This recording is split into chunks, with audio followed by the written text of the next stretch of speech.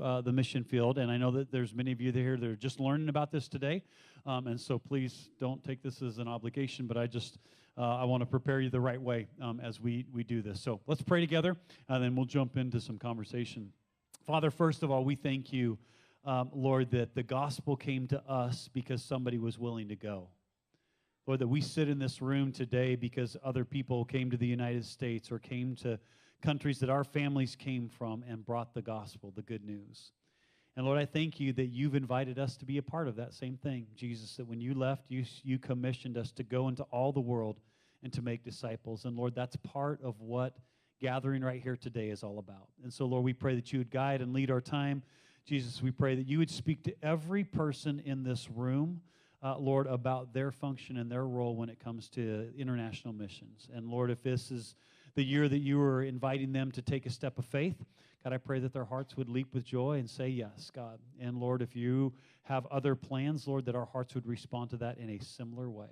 Lord, we thank you for this time together. In Jesus' name, amen. I get the privilege of just welcoming you into this moment. Again, for those of you, I've met most of you, but there's some of you that I don't know. My name is Tim. My wife and I are the lead pastors here, and we have had missions and this kind of space of responding to Jesus' instruction to go in our hearts from a very young age. And we happen to be a part of an incredible church here at River Valley that is very intentional about our pursuit of taking the good news into the places that God gives us in the nations to go. We have an elders team that is very focused about our mission as a church, both locally here and internationally. The plan and strategy that we have for our international missions is something that isn't like, hey, we're going to try and figure out what we're doing this year. It's 3-4 years planned out. And so all of this space that we're about ready to talk about, we are living in vision and planning that took place many, many years ago. And we are beginning to function in it for this upcoming season of what God has for it. As you can look around and see, there's a few people that are interested in this space in our local church. Literally probably half the people that came to church today are in this meeting. And there's probably another group that's at least as big as the people that are in here right now that are not able to make it today or are watching online because they've traveled with us in the past. And so when it comes to international missions and our heart for it, I just want to speak to you the heart of our eldership. We believe that we're to be on mission every day of our life and everything that we do. International missions is a part of that, and it's a very unique and beautiful space to be able to go into other countries and not try to teach them how to be American Christians, but to teach them how to be in love with Jesus and to follow him. And so we go and we work with the cultures that we go to. We walk with them in the things that God has gifted them in. And we are there to support local churches and local ministries. We are not there to go start something. And so that is our philosophy in missions. When it comes to how we approach missions and the teams that go, I was sharing this with a couple as we were kind of getting ready for this. As a church, and oftentimes as Westerners, we think, hey, we're going to go and do a whole bunch for people and really make their lives better. And the truth of the matter is there is more transformation that takes place inside of us than there is work that we do there. And to be very clear, we do a lot of work. Our teams are very engaged in what's going on. But the truth of the matter is God changes us far more than he does, I would say, even through us when it comes to the practical things that we get to have done. So this is, as a pastor and as an elder here at River Valley, this is actually part of your discipleship journey.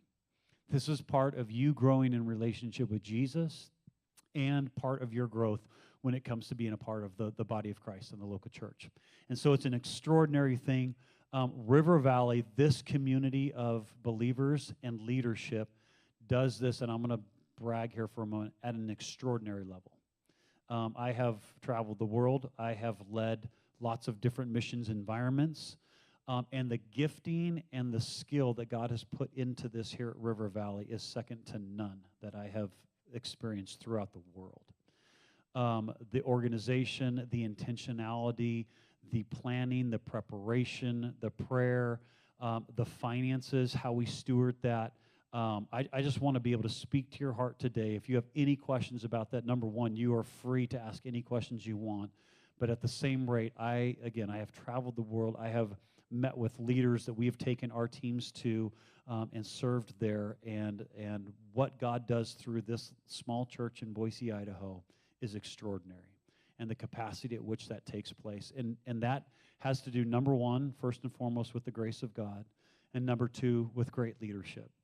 And we have leaders who have been doing this for 20, 30 plus years, have gone on hundreds of missions trips to all over the world.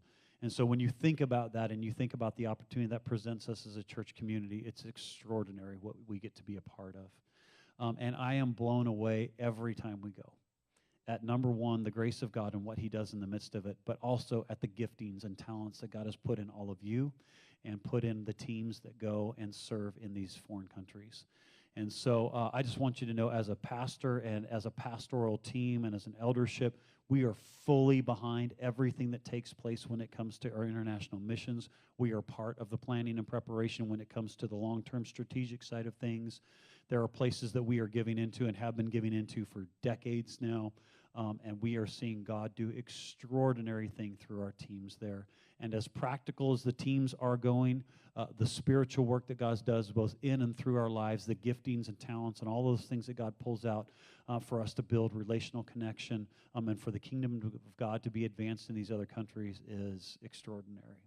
And so if this is in your heart at all, I just want to, number one, challenge you, buckle up, because it's an adventure. But number two, it will be probably one of the greatest things that you get to do in your life. And I don't say that to exaggerate. I'm not a person that exaggerates. I'm just telling you it will transform you. You will see the people around you in radically different light when you get to travel with them and minister and connect with God doing extraordinary things through ordinary people. And that's what this is all about. And so I'm so glad you're here today. Kara's going to come up, and she's going to actually give you the spiel on all the things that are going on. But if you don't believe me, like if this is something you're just trying to like get your head wrapped around a little bit, there's some people here that I would encourage you at the end of today to chat with. Jake went on his first missions trip with our church this last summer, and that is a different man because of the journey that we got to take together. Patrick went on his first trip with us this last summer as well.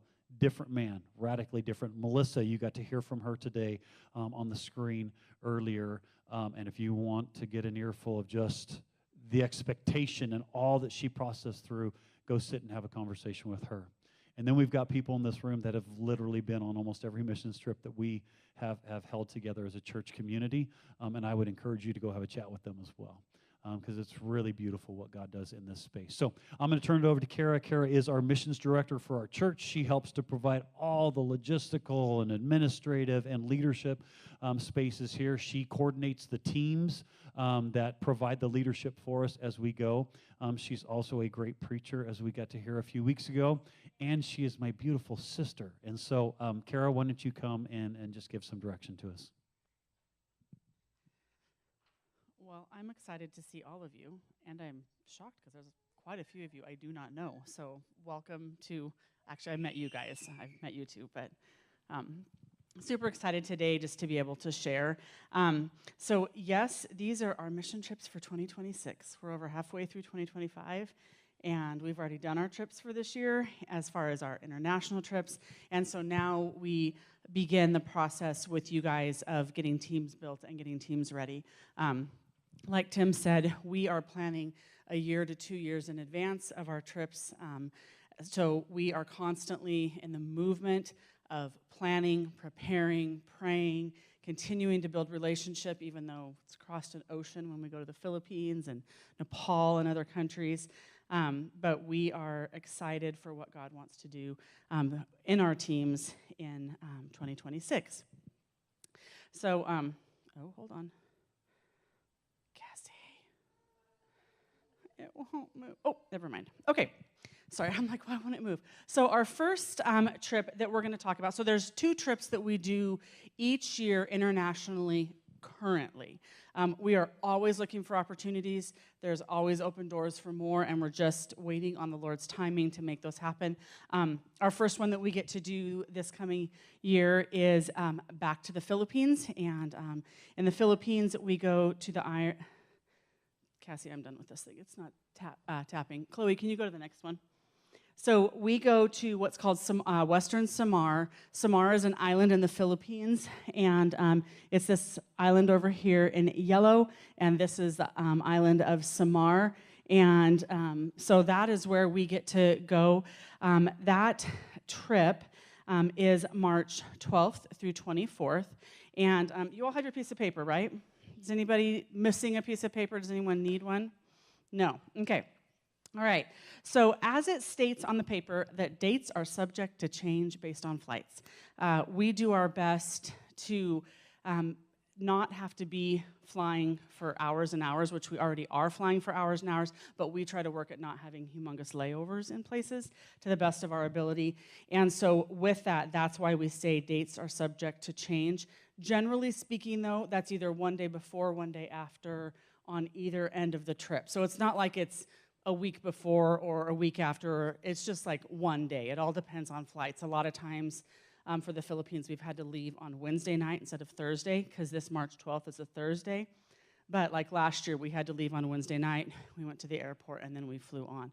So it's just knowing that those can change a little bit, but it's not drastic. These dates, as far as the dates that are there, are what they are as far as us going. And so that you understand a little bit about this trip, it generally takes us about 2 days to fly there. Generally, we fly from here somewhere on the West Coast, be it San Francisco or Seattle or whatever, and then we fly over and down through either Taiwan or different countries over there, and then we land in Cebu. And yes, if you know the song, Cebu is truly a city. And we fly in there, and then we give ourselves a chance to rest for a little bit, get out and walk, eat, do things like that to kind of get our bodies adjusted to the time. Then we sleep that night, and we hop on an airplane the next day, and we fly out to the island of Samar.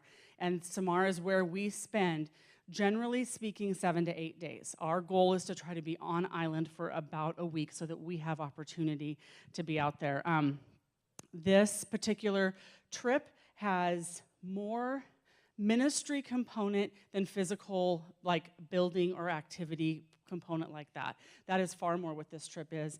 The place where we go, well, there's actually 2 places that we go to now, but when we land there, we're picked up by a wonderful little lady named Puri and her husband Alfred, and they take us and we get to go. But they have a church there that we minister in. They also do village feeding ministry that we get to be a part of, and that is churches that they have either planted or are starting to plant, and ministry is starting to happen. We come alongside those, and they generally do 1 to 2 feedings per day, and we're involved in that when we are there. It's awesome. You get to go just love on kids, and it's a wonderful time.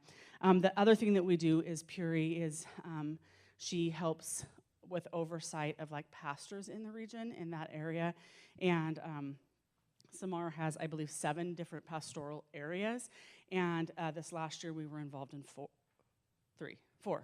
I think it's 4. I can't remember. I'm pretty certain it's 4. The first year, 1.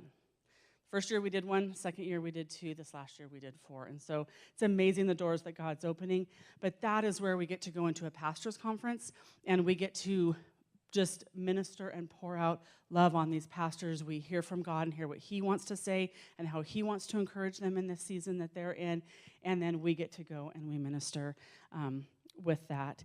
And so, and then there's also another church that's about an hour away from where we stay, and this last year we got to do kids ministry. Many of you have heard of Compassion International. It's a big organization, and they do medical care and things like that on site. We got to go help be a part of that. We got to go help do another pastor's conference there. And so all of what we get to do in the Philippines is very different, I will say, than the physical work that we do in Mexico. And we'll kind of differentiate here in a minute. But that is really what the function of that trip is. And so I gave you the dates. The application for this one is due by September 14th, so you have 3 weeks from today to apply for that one, and I'll explain the application process at the end. And then the projected cost is $3,500. Please do not let the cost deter you, okay? If God has a space for you on this trip and there's a place for you to be a part, Don't fear the finances, right? There's a statement the very first time I went on a missions trip, and it's kind of sound cliche, but it is not. Where God guides you, where he's pointing you and where he's directing you, he's going to provide, and he's going to give you ways and resources. He's going to give people to partner alongside you so that you can go do what he's calling you to do. God will make a way. There is nothing too great for our God, and so never put that in a box and be like, oh my goodness, it's $3,500, I can't do that. But I feel like God is saying, if you hear God calling you to do that, learn to walk in faith. Walk in faith in that. Melissa shared on that this morning. It was so good. So the other thing on this one is it says trip intensity moderate. So if you look at the bottom of this piece of paper, it says explanation of trip intensity, okay? So we're going to go to moderate, just so that you have a general understanding. Extended travel, 10 to 24 hours of flight time. And that is true, because from here to Seattle is probably, what, a couple hours. And then when you get on a flight in Seattle, depending on which other island out in the middle of the Pacific that you land on, generally speaking, it's between 10 and a half and I think 14 hours was our longest one that we had. And so that second flight is long. And then from there, it can be a 2-hour trip up to a 5-hour trip from whatever that island is down into the Philippines. And so just know and be aware, it's extended travel. And sometimes you sleep and sometimes you don't. And you really pray you get sleep, but that does not always happen. Cannot guarantee that. I like this. Transport varies from boat, bus, motorcycle, and moderate walking. We've never made anyone hike for a long distance. We could add that, but we haven't added that yet. But in the Philippines, we have had the opportunity to go up the river on a boat, and that is hands down an amazing, amazing experience. And then bus, motorcycle, car. The Philippines has got lots of mopeds and motorcycles. So food is local indigenous food. I will tell you this. In the Philippines, they like fish a lot, and they like rice a lot. Yeah, and mangoes. The mangoes are pretty amazing. Even if you don't like mangoes, you might like them once you're there. Okay, accommodations, homes, sleeping on the floor, no AC. Yes, no AC. You will sleep with a fan blowing on you and just enjoy sweating while you sleep. It's fantastic. The physical impact, this is moderate personal fitness. In other words, I'm encouraging you, don't go completely out of shape. Start to prepare. We talk more about that with our teams as we get our teams ready to go. But if you want to go on missions, take care of your temple. God has given it to you, and to be able to go and do all that God has called us to do means that we need to be taking care of our body. And then ability to navigate various terrains and climates. And the Philippines is probably, I would say, the most extreme climate that we have from what we have here because it's humid. It is just humid and hot. There's no way around that. It's just hot and humid, and you sweat the majority of the time. You can ask any of our team members who've gone. It is a very, very, very warm trip. You're very thankful for AC when you get it. Does anybody really quick have any questions about the Philippines? Okay, so our second trip is our Mexico trip, and that's the one that we just got back from, the one that Melissa shared on this morning. And this trip, we go down the Baja Peninsula of Mexico. You know, when you cross the border and then there's that sea that goes up the middle, we're on the Baja Peninsula. We're on that outside area. We are not on mainland Mexico. The dates for this trip are July 12th through 18th next year. The estimated cost is $1,500. Yes, we had to increase it, but not from last year. It's the same price as it was last year. But this price can also vary dependent upon airline tickets and what happens. And so our prayer always as we're preparing is that God opens a way for tickets that don't cost a whole lot of money, because it can get very expensive that way. Like we said, it's Vicente Guerrero, Baja, Mexico. That is about a 4.5, 5-hour drive south of San Diego down the Baja. It's in vans that may or may not have air conditioning that works. You never know. The trip intensity on that one is entry level and mild. No problem. Anyone can handle it, right? Anyone can handle it. I say that. Easy travel. I will say it's easy travel because nothing is very long. Like you may be in the van, but you're in the van for about an hour and a half, 2 hours. Like there's spaces where you get to move. It's not like you're stuck in an airplane seat for a long period of time. Good food, the YWAM base there feeds us really well. We have good food, clean, safe food. It is good accommodations. You have a great bed, and you have a place to sleep. You do have a shower. There is no air conditioning, so be prepared for that. And it says physical impact low. I think maybe we should, after this year, change that to... Jake is laughing at me right now. Jake's like, no, Kara, you cannot say that. In all fairness, we actually might want to change that. Our physical impact on this trip is probably one of the times that I would tell you to be very able to do hard work for a long amount of time and a lot of sun and learn how to drink a lot of water. Anything else you would like to add to that, Jake? He's like, nope, that sounds good. Drink lots of water. Yeah, drink lots of water. So this trip, let's see, the first meeting for this trip is not till January, so you have a while, but your registration date is by November 16th, so make sure that you're starting to plan, and I should say the application date. That's actually when the application is due. There's it's a two-step process, and I'll explain that in a minute. But the purpose of this trip is a lot more hands-on physical ministry where we're at. We partner with ministries that are already well established in the Baja Peninsula. We are not going down there to start any new ministry. That is not what we do. We just come alongside of the ministries that God already has there. Every year we partner with YWAM, and we build at least one house. And so we build a house for a family that has had nothing, but they've had to work to get the money to pay for their foundation. And so then we get to come in alongside and partner with them in building them a house. So that is what we get to do. We work with a women's shelter. Dorothy's Home is a home that we've worked with for, I don't even know how long, 10 years, 8 years. It's been a long time. But Dorothy's House is a place for women and children to come who are in unsafe situations. And Dorothy has an amazing ministry down there, and she's built an incredible compound is not the right word. Ministry center, we'll call it, but where she houses these women and children and gives them a place to start over or to learn a trade or to do things like that. It's really amazing to see what she's done. And then this year we got to partner with a ministry called Mission Flight, and that's where we got to build Angelina's second story. And she also works with multiple other ministries. I'm not going to go into all the detail of that, but it's just amazing to watch God open ministry after ministry and door after door for us to get into other ministries down there. We've partnered with other ministries. We have done medical missions, and we want to expand that a little bit more. And so there's a lot that God is opening the door to us in Mexico, and little sneak peek behind. We're looking at potentially a couple trips a year and trying to open up just different opportunities to get us down there more and to get us connected. Not giving any dates or anything extra this year, but just know we are constantly looking for opportunities to be where God has called us to be. And so that explains both of our trips. That is all on this piece of paper that you guys have.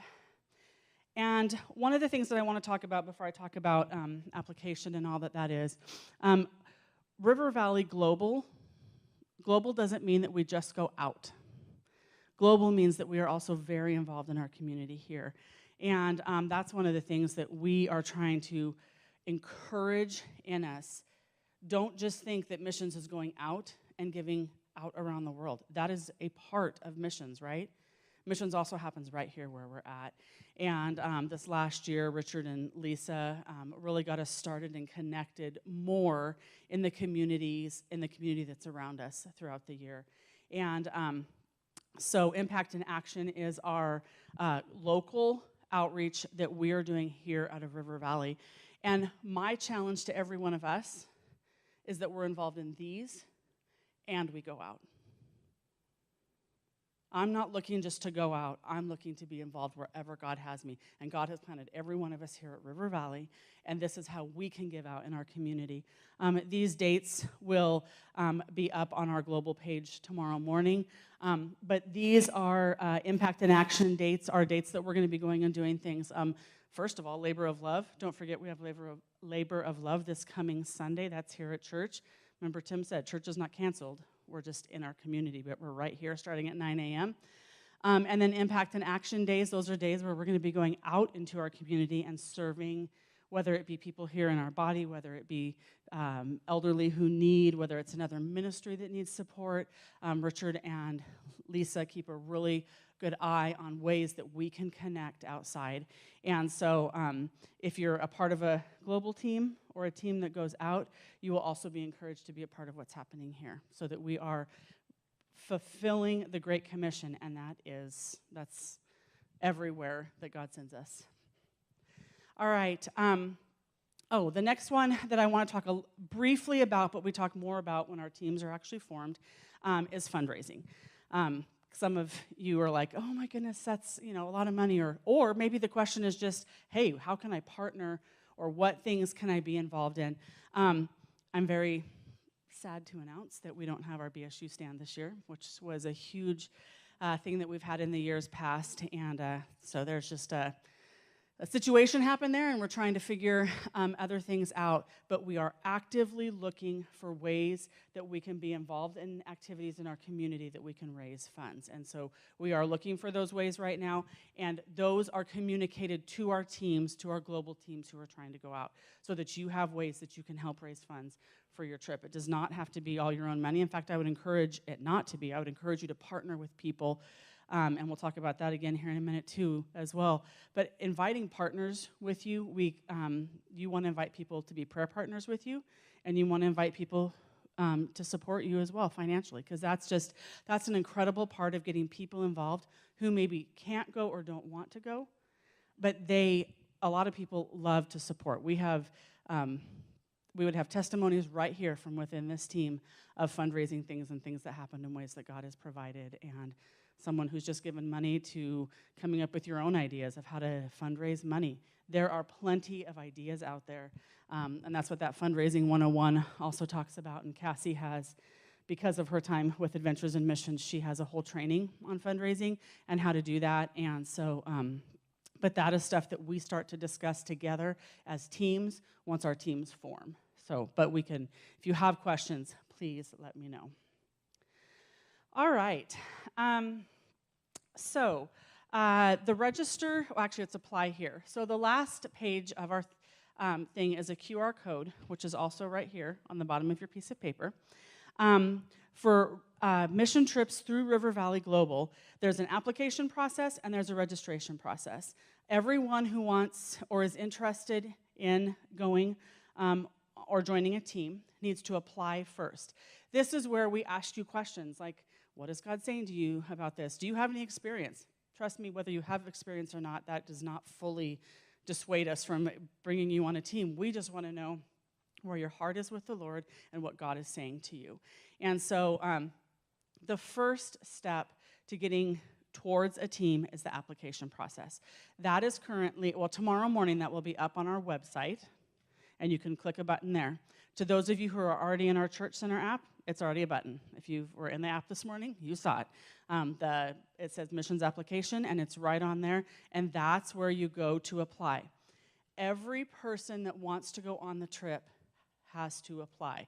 So even if it's a child or like a young teenager, that young teenager needs to fill out their own application, okay?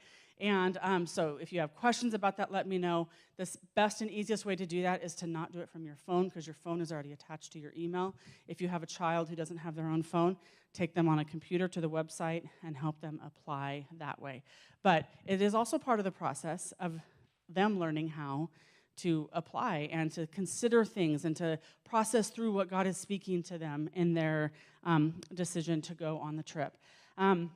When you start that application, you have the option of the Mexico trip or the Philippines trip. If you're interested in both, click on both. It's not that you can only click on one. If you're interested in both, please let us know. From there, the next step is actually registration, and that, once we have read through that and we see your answers and we maybe ask you questions or contact you, or the next step then is the registration process, and that is an email that will come to you from River Valley Global, so it's global@rivervalleyboise.com. That's what will have your registration link in it. So yes, you have to apply and you have to register. trying to make this clear. It's a process that we changed last year, and we got a lot of people really confused. And the other reason that we do that is because God is opening the door. I think we had 17 people on our Mexico trip who are not from River Valley that joined us. And so God is opening the door for more and more people to be involved. We have a whole team up at MLC in McCall, and they're just waiting for me to get the button activated so that they can apply, because they're like, wait, when have you done it? I'm like, this Sunday, hold on. But yeah, beat Mariah to the application. Good luck. So that is where you just need to do that, and then understand we do this because God is expanding our ability to go, and he's expanding relationship. He's expanding relationship both in the countries that we go to, but also the people that we get to take from here that we get to build relationship with. All right, I just talked for a very long time. Does anybody have any questions? Ashley.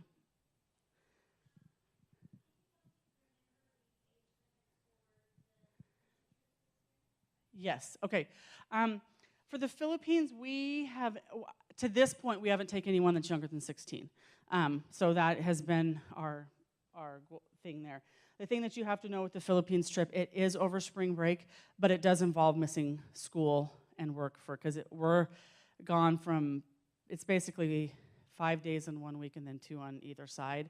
And so you're gone for basically 2 full weeks of work or school or whatever. So just know that in your planning for that.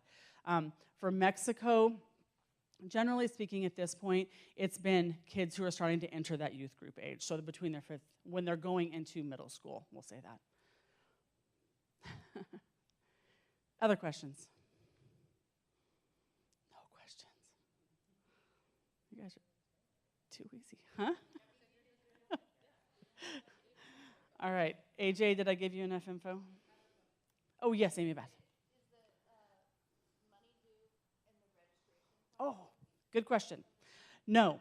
Once you are registered, then that it tells you that you have your money due. April sends out, or will send out an email every month just reminding you.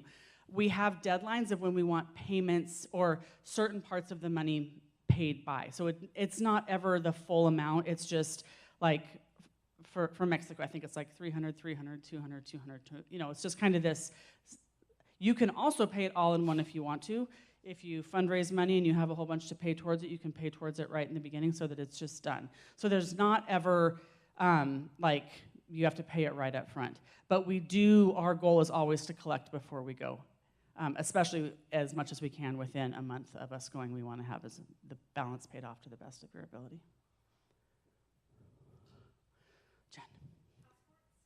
Oh, that's a really good question. How did I forget that? If you at all are considering going, you need to apply now. And if you already have a passport, your passport needs to be at least 6 months. Your expiration date needs to be at least 6 months from the end of the trip. So yes, if you are considering going, you need to apply now and get on top of it. Processing times aren't taking as long right now as they have in the past, but just ask a mother who had to deal with getting her son's passport redone this year. She's sitting right next to you. Mm-hmm. Yes, she's like, right here. We like to have passports, honestly, as soon as you register, we like to know that your passport is in hand. And if not, we just remind you a lot. Like, I kid you not, April and I are like, do you have your passport? Hey, have you done it? Have you applied yet? And the people are like, stop. And I'm like, no, we can't. Like, we need you to be on top of having your passport. So yes, if you're considering, please get your passport application started right away. I've been on mission trips before, and my leader got stuck in Washington, D.C. without us because he didn't have, because he didn't have 2 pages in the back of his passport. Oh. So just if you have a passport, an old passport, make Yes. sure, Yeah. because otherwise you get left behind. If you're someone who travels a lot, make sure that you have space. We do not like leaving people behind. We do not leave people behind. There would be more than one of us that would stay with whoever. Yes, Jake. You want to touch on if you're bringing your family, the likelihood of you not working together? Oh, Yes, that's a good one. That's a really good one.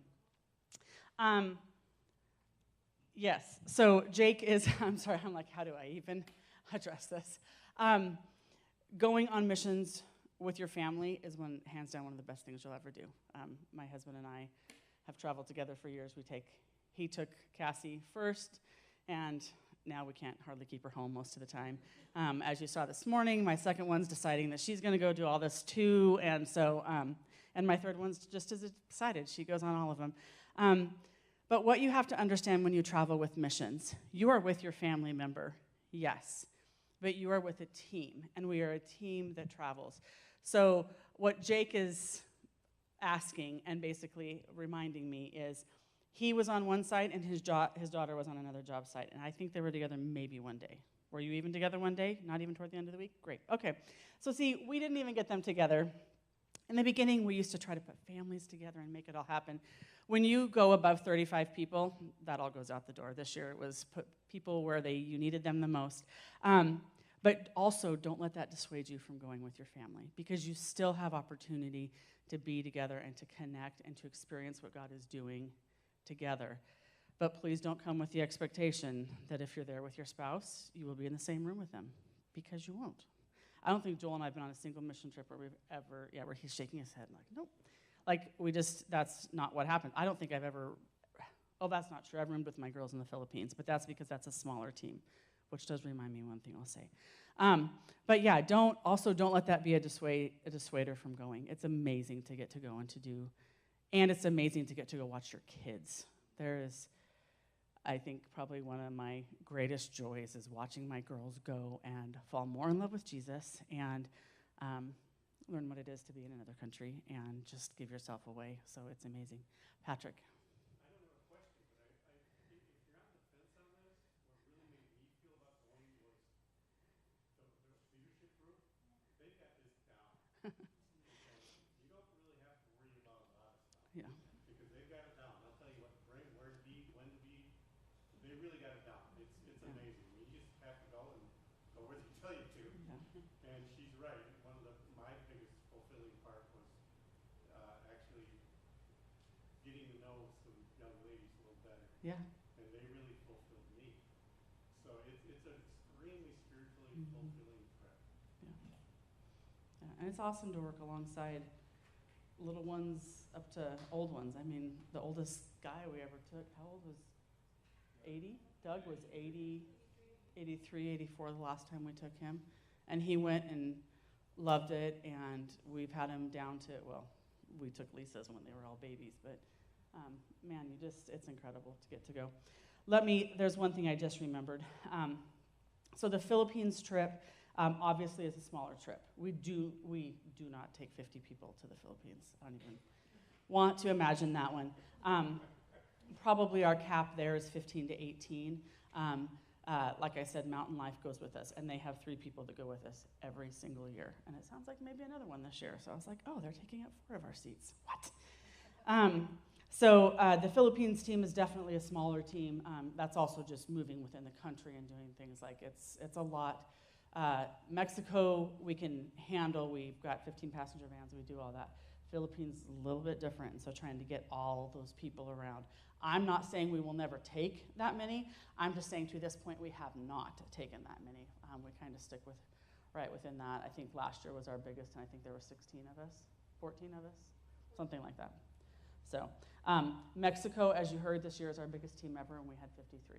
So, and we're not, that team can get bigger. We're not like, there's very little limitation on us for that team other than my sanity. And that actually, I should back that up. We have an incredible leadership team. Every team that we take out has just a solid leadership team that's in place. And yeah, like Patrick said, we do a lot of work beforehand, and we know where to go. We know our safety routes in and out. I mean, things down to travel insurance. We buy travel insurance for every single person, that if we had to get on an immediate flight out of a country, we could walk up, pay for it all, and just get ourselves home. Like, we do not get ourselves stuck in a place that we cannot get out of. And we always, I have like lists of alternate routes of everything that we could do to get ourselves out. And I'm not the only one. We've got other members of our team who do the same thing. But we are constantly prepared for what could come at us. Like even this last year in the Philippines, we had no idea that we were not going to get to land on our first day in country. So we circled an island about 8 different times. Seriously, got really sick because you're seriously just going like this for like an hour and a half. And then all of a sudden they take off and we're like, where are we going? And we ended up having to go back and stay in Cebu for 2 nights. But God had a plan for us. And he had a church for us to go to and to meet people that we would never had the opportunity to meet a different way. And, you know, in the midst of that, it may look and feel like chaos, but at the same time, there's a team behind the scenes over here fixing flights and figuring out vans and doing all that stuff. And we still got to experience all that God had for us. It was just different than what we originally planned. Mexico has a statement that we've always called it. It's Flexico, Mexico. You just have to go ready to have everything change literally in the drop of a hat and be okay with that. And no, I mean, even for me, I'm the one who is in control of the trip, so to speak, right? But I still have to leave it in God's control. It is his control. It's what he's going to do. It's where he's going to take us. And I'm just going to make sure that we do it the most safe way as possible. Yep. So, other questions? I have another question. Yes, ma'am. Just for those of people who have things like CPAP machines, is there a consideration for that? They come. We've got people who've traveled with them every year. Okay. Yep. CPAP machines are not a problem. Those are fairly easy, unless you have an old, ginormous one. Yeah, I just was curious, because, Yeah. I mean, it's not me, but I, Yeah, no, we have, we have people that take all that stuff with them. Yeah. Other questions? Sophia, you don't have a question for me?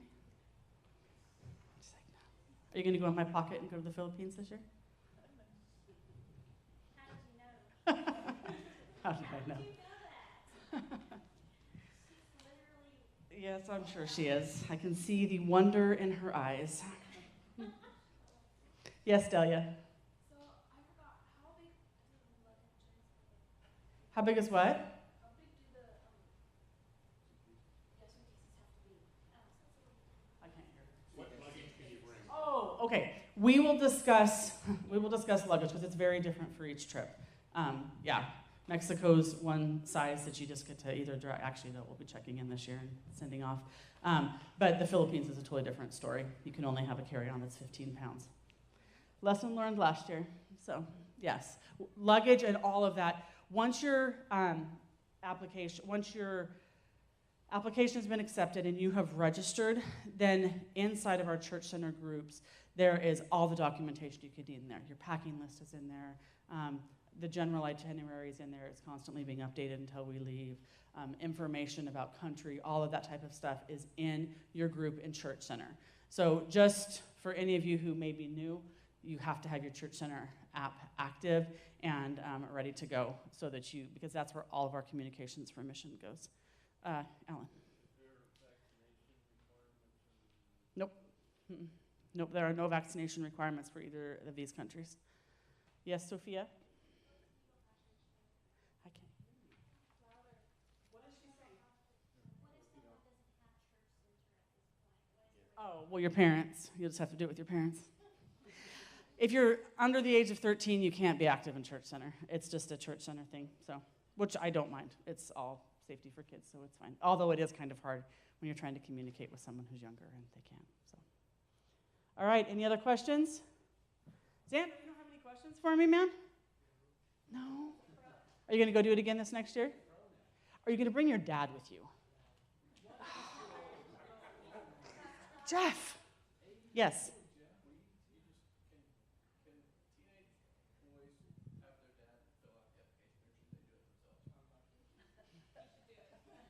I would encourage you to make your son fill out his application. I want to hear, Xander, I want to hear from the applicant. I don't want to hear from their parent, what their parent thinks. I want to hear from the person who's applying to go on the trip, and I want to know why. And even if it's just, I had a great time last year and I want to go again this year, I'm fine with that. I would take you again anyways, no problem. All right, any other questions? No? All right, so everyone knows, like I said, I'm just going to reiterate this one more time. The application button is active on Church Center. You can go on there and apply tonight. Tomorrow on the website, go to the global page, and if you know of anyone who's interested, I know there's people who are watching or will be watching later online. If you know of people who are interested that don't attend River Valley, point them to our global page. And that's right on our website. There's one that says Global Missions. Under Ministries, it says Global Missions. Send them there. The recording from today's meeting here will be on there.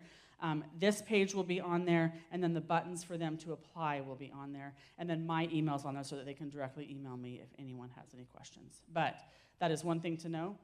You do not have to be a member of River Valley to go on a River Valley trip. We take lots of people. So, all right, if you're all done, we're going to call this done. All right, have an amazing week, everyone, and I look forward to seeing all of your applications soon.